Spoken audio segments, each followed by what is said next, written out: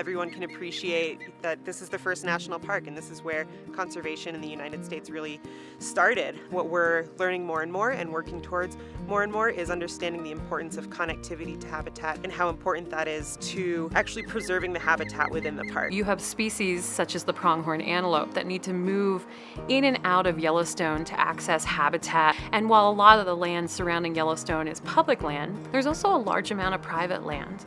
And so really, the wildlife uses this private land and doesn't differentiate between the two. Well, I think that pronghorn are a really exciting animal for lots of reasons. They are a uniquely North American species. They're the second fastest land animal on the planet. When the cold weather comes, those animals will have to adjust their feeding activities. The only way they can adjust is by moving down in elevation where food is available, where the snow depth is less. And a lot of that is outside of Yellowstone National Park.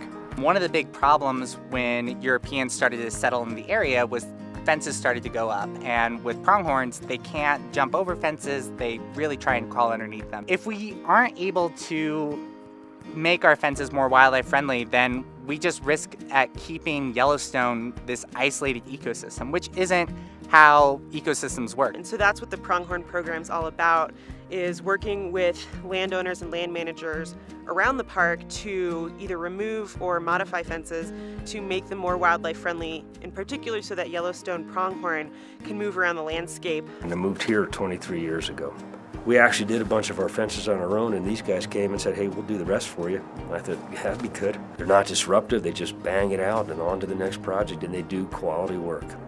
For the landowner, it doesn't cost them anything. You know, first of all, the work that we do is all done by volunteers. Not only have I always wanted to come to Yellowstone, I love giving back to the community, I love helping out, and finding out about the service project, like along with this camping trip, it was just a match made in heaven.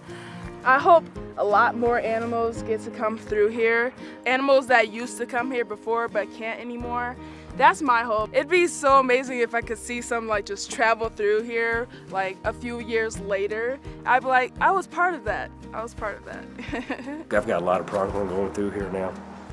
My fences don't even slow them down. Not a bit.